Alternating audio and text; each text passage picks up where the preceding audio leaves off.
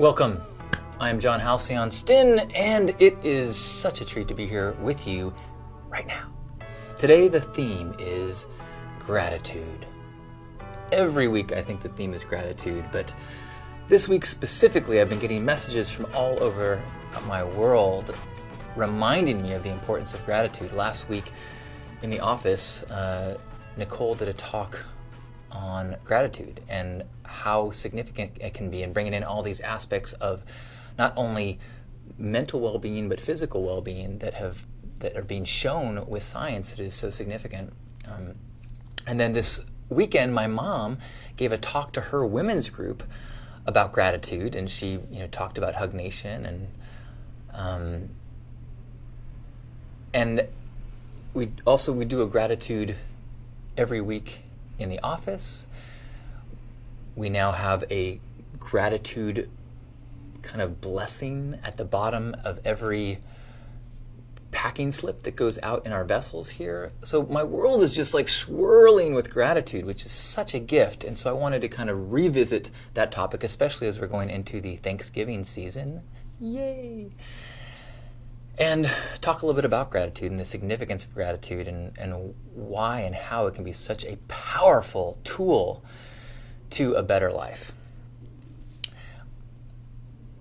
Inspired by these talks that Nicole and my mom gave, I started doing a little research about the things they had talked about, which is the science behind the physical things, that the benefits to a gratitude practice. And I saw this one quote that said, "A 5-minute-a-day gratitude journal can increase your long-term well-being by more than 10%. That is the same impact as doubling your income." A 10% increase in your sense of well-being simply by practicing your gratitude.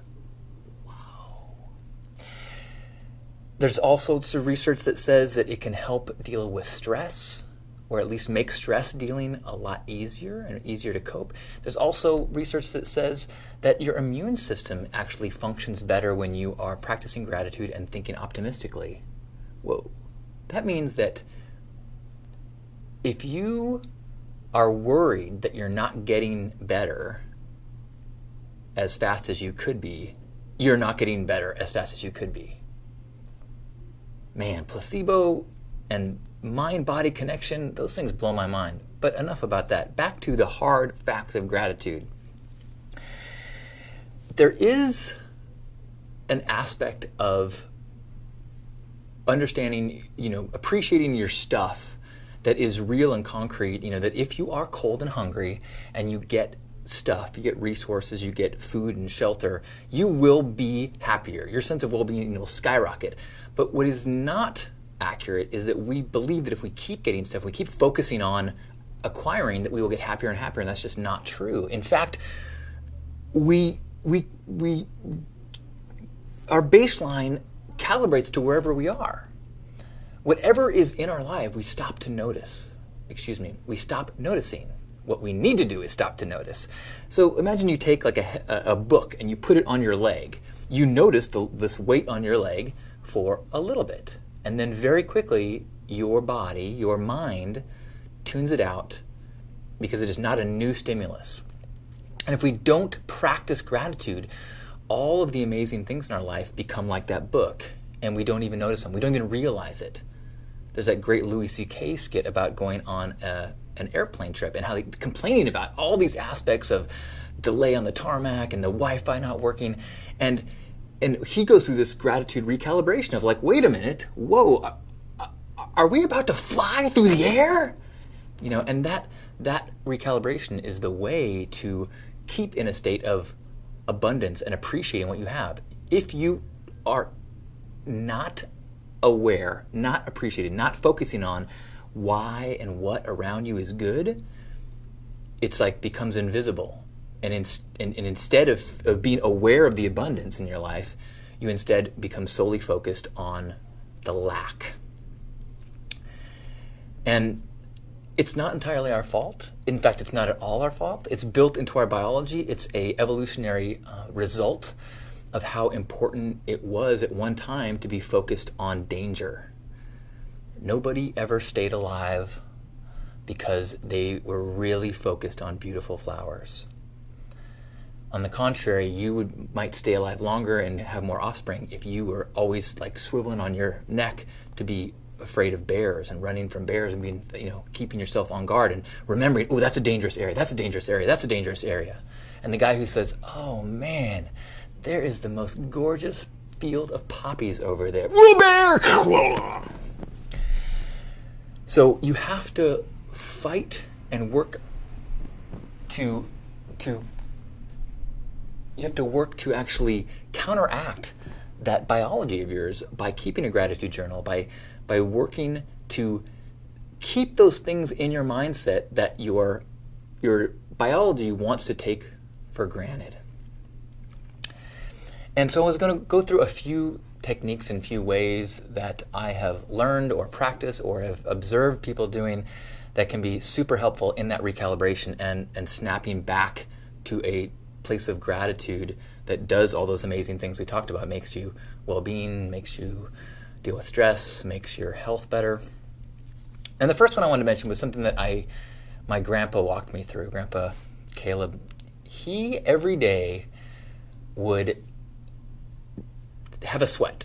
So he would either go to a sauna or sit in the jacuzzi, do something where he would just sit and sweat. So that's a side topic of the importance of ridding your body of impurities. That I will not touch on. I'm not qualified to speak in that. But what he did while he was sitting in the heat, I thought was just really beautiful. What he would do, and he walked me through a few times, he would sit and he would project in his imagination a map of the United States. And then he would go West Coast to East Coast and visualize cities and who he knew in those cities and who he loved in those cities and people that he cared about. And he would visualize them and he would send them love and think positive things for them and positive outcomes for them. And he would go through and he would just basically take inventory of all these people that he loved. He didn't have to do anything. Nothing changed in his life. He didn't contact them. He didn't build them anything. He didn't buy them anything. He simply brought his awareness of them to the front of his mind. It's a powerful practice to simply count your blessings, and among our most grand, amazing, fruitful blessings are the relationships in our lives. So the other thing I learned from Grandpa is to have a moment of gratitude before every meal. And I'm not a hardline practitioner of this. It has to be done a certain way. It has to be done before you eat. Like if other people are being served and other people are eating, like I feel no, like, hey, let's just take a moment and have a moment of gratitude. And there are two kind of forks to this. One is that it's a wonderful practice to simply be aware of how miraculous it is that we have access to this kind of food. It is so easy in this modern day to have fresh, tasty, flavorful food that either other people harvest it, other people grow it, other people. So the practice is thinking about this path. And I like to start actually with the sun. The sun transmits this energy to our planet through plants. If you're eating an animal, then it's transferred to the animal. Otherwise, it is in that plant. That plant is harvested by humans, whether by machine or by otherwise. It is prepared. It is moved. It is carried. It is packaged often. And it is brought to us. There are people, there's energy that follows that entire path to us. Things that we did not have to do. We didn't have to hunt. We didn't have to forage. We didn't have to prepare. It's just like, wow. And we live in a time where every once in a while I'll go into a grocery store and I'll have this like, whoa feeling as you look at all these aisles of foods from all over the world, spices and delights and treats that for most of history, you would be stoked to get just enough calories to live from whatever region you're in. And here we have, pineapples from Costa Rica, bananas from Panama. We have exotic spices from all over the world. That's just like, now we can just actually order those things with an iPad. Boop, boop, boop, boop, boop. It can be delivered in a vessel often. to our doorstep. And yet, in the not-so-distant history of humanity, empires would send out adventurers in ships in search of spices because it was such an exotic, amazing, wonderful thing to have that added to your life. And yet it is so taken for granted for us. We don't even realize the gift that we have at every meal. So that is an important part of that recalibration, that gratitude of focusing on, wow, how amazing it is to have this food available to me right now, and how much effort and energy was a part of this process. Thank you. Another part about having a moment of gratitude before you eat is just because you eat so frequently. It's something that you do all the time that is this blessing, it is this positive experience, and it is an opportunity to just take a break and go, oh my gosh, let me recalibrate to my blessings. Not just the food, but also my health, the people in my life, my opportunities, my freedom, whatever it is. Just like, it's just kind of like, sometimes people put like a string around their wrist to remind them, oh right, I have to do that thing. Your meals that you have every day is your string to remind you, oh my gosh, I forgot how awesome my life is. I was focused on all the things that were not going right, and yet so many things are going right. Thank you.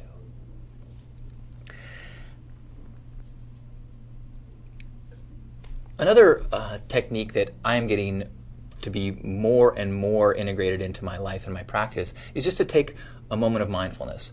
We now do it in my office here every day at 3 o'clock, and it's wonderful to have that practice because it forces me to do it. Because it's easy in my head. I'll be like, I don't have time to do this. But the reality is, we spend 15 minutes. And there's almost no task where 15 minutes is going to make the difference between doing it and not doing it. Now, if I have a deadline or a call in 7 minutes, yes. But otherwise, 15 minutes a day to recalibrate and appreciate the other 23 hours of the day, that is such a good investment. So some of the things that I like to do during the mindfulness.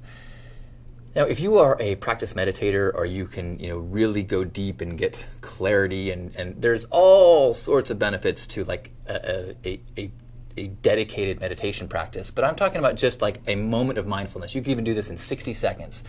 And what I like to do is first tune into my body, notice my breath, and then just go in and just try to kind of like, not scientifically analyze, but just like have an awe moment where I go, wow, so many things in my body right now are working amazingly. There's white blood cells fighting off things, and there's red blood cells bringing this here, and there's bile ducts doing things that I'm not even sure what they do, and there's bone marrow that's reproduced. It's like, whoa, right now there is so much perfection and regeneration and healing that's just happening. Wow. That is without any thought, without any effort. That is just the natural state of my existence, is a miraculous balance. Wow. And then the other thing I like to do is start to tune in to like basic amenities that I have in my life that I may have started to not notice, that I've started to, like the book on my knee, I've stopped actually feeling. Things like a hot shower. Things like a clean and comfortable bed. Like, yeah, those are kind of obvious ones, but not to everybody. The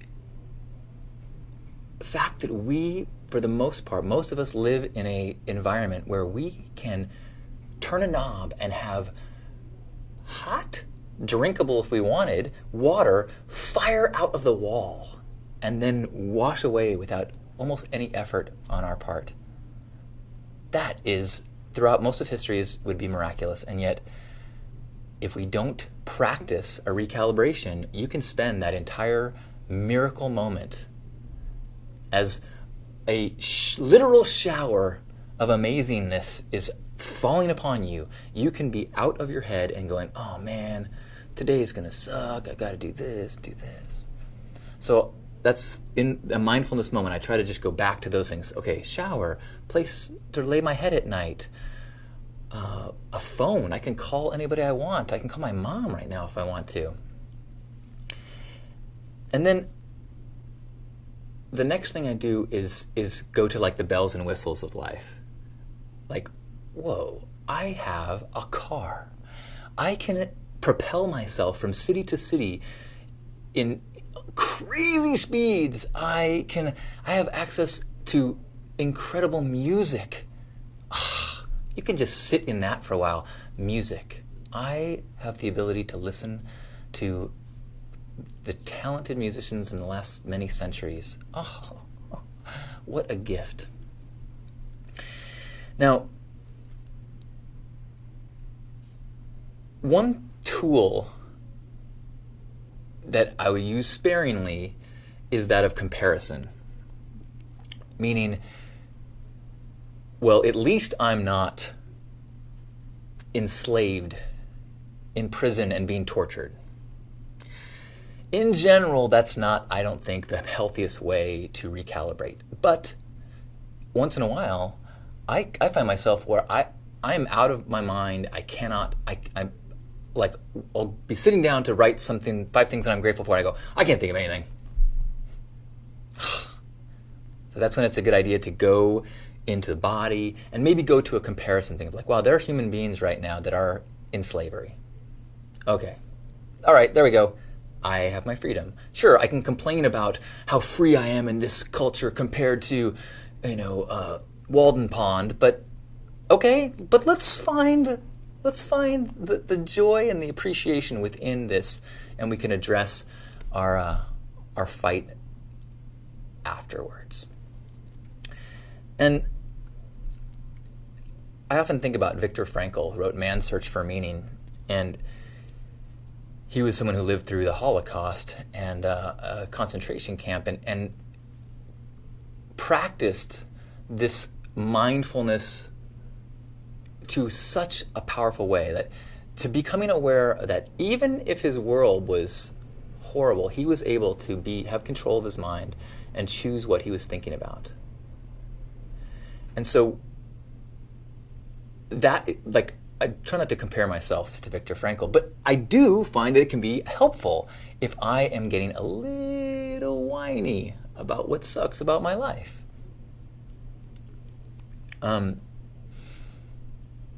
One thing that I'm not going to get deep into the idea of crap or cone, but that idea that there is always good and bad things in life. There are always things to be grateful for, and there's always things to be upset about. And the thing I wanted to just mention is that there is no referee that is going to penalize you for not giving enough attention to the negative things. There's no, at the end of life, as far as I believe, there is no angelic referee that says, you were so focused on all the good things in life and you barely ever thought about the negative things. Tweet! You get karmic penalties. No. In fact, from these studies we know that you actually have medical and joy benefits from a practice of optimism and gratitude. And from everything I believe about the universe, those are much more powerful indicators of the rules of the game than a book. So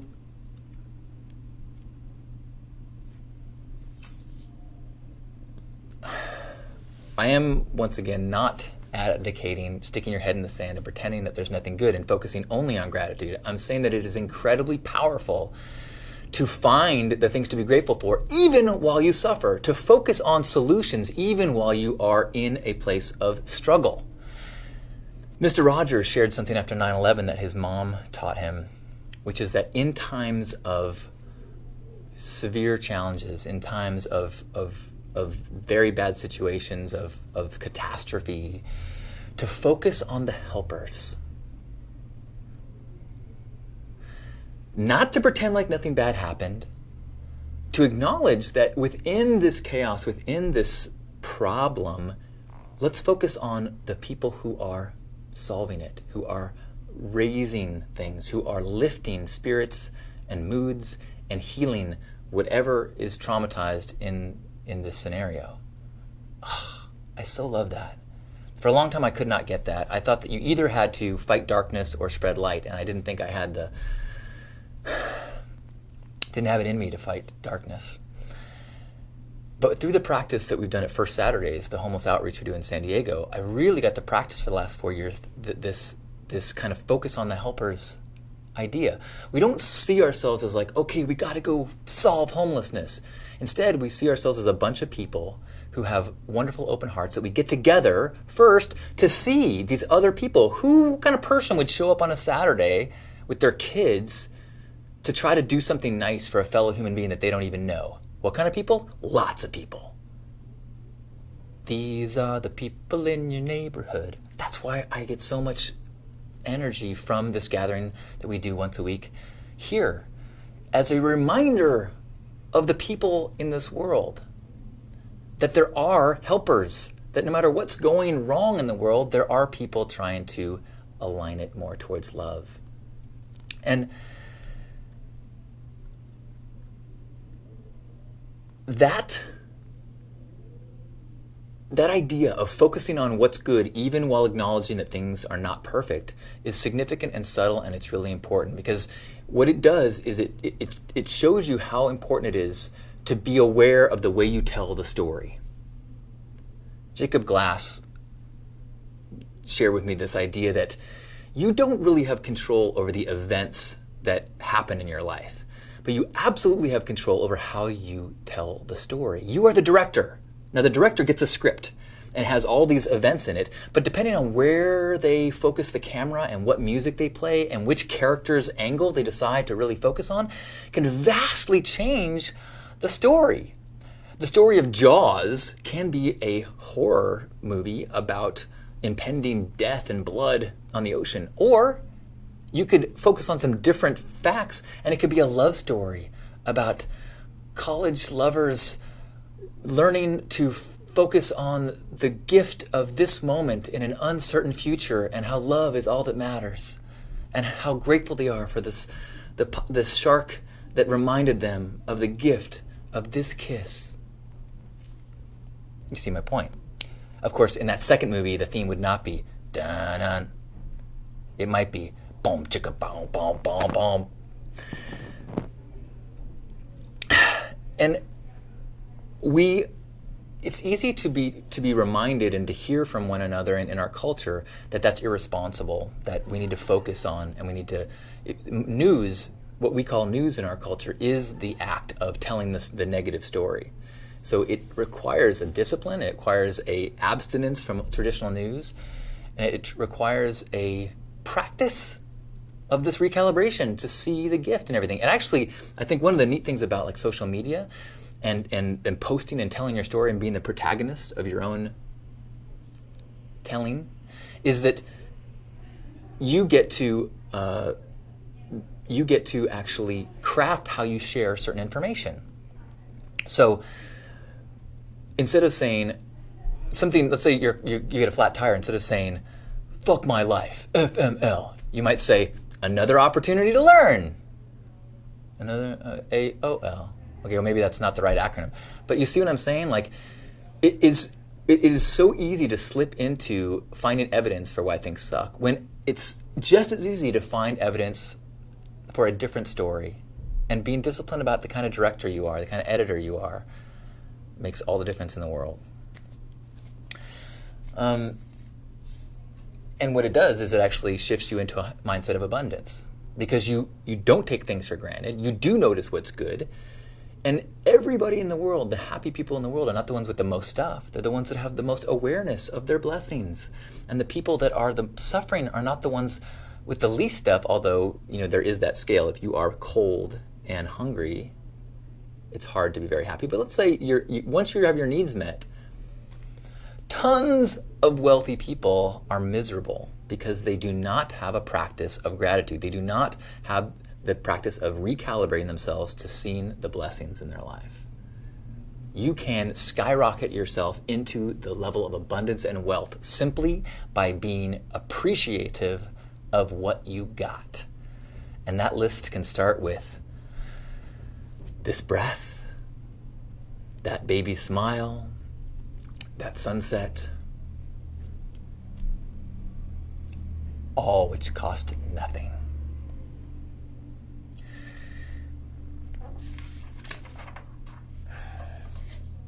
And so I think it's good, even for this Hug Nation realm, where gratitude is always the topic of the day, where I work someplace where we have gratitude written on every vessel we ship out. It is part of our weekly practice in the office. And still, it is important for me and us to return and recalibrate and focus on gratitude. It is the foundation for all growth.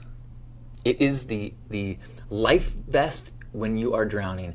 I so many times in the last few years, as I've been struggling with the challenges and the stress of this exciting opportunity of work, where I slip into beliefs and thoughts about the struggles, and I focus on what I'm not doing right, or what is missing, or what I'm unable to do, or being away from my family, or these negative things. And I am so grateful for a practice of gratitude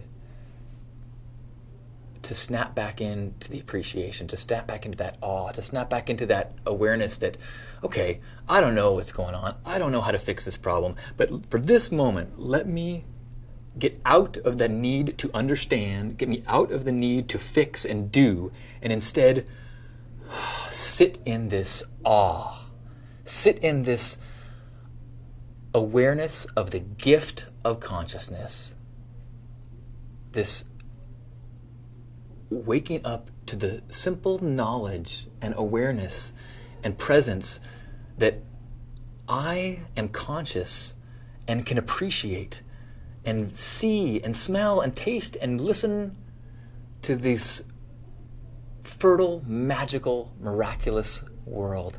In the vastness of the universe, I am one of the organic vessels that is conscious and aware and able to watch the unfolding of this universe. In that scale, how could we ever not just be overwhelmed with gratitude? Oh, so thank you for being a part of that amazing universe. Thank you for focusing and cultivating your gratitude, because as we cultivate gratitude, we share it, we shine it, we spread it. Thank you for being you in the world and shining your light. Thank you for reminding me what a gift this moment is. Thank you. I love you. Namaste. Let's have a hug. Grab yourself by the shoulders. This amazing body, this miracle machine. Oh. And let's just be aware in a very surface level sense of the awe for the way this biology of this body works. And know that even as we are just awestruck by its magnificence, that there is something even more magnificent beneath that level, beneath our personality and beneath our labels, but beneath all of that, this energy, this light, this divine flow. When we truly sink into gratitude, we get in alignment with that light, that energy, that flow. And in this moment, let's just be aware of that. I am not John, who works at Fresh Realm. I am a beam of consciousness with the gift of awareness to perceive this time and place in the unfolding of the universe. So let's all take breaths as our beam of light, our single cell in this cosmic organism, all perfect. In through the nose, 3 breaths.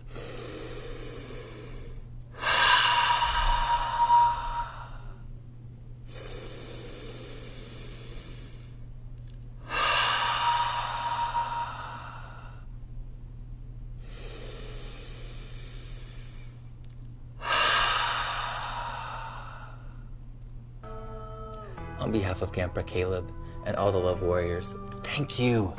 I love you. Namaste.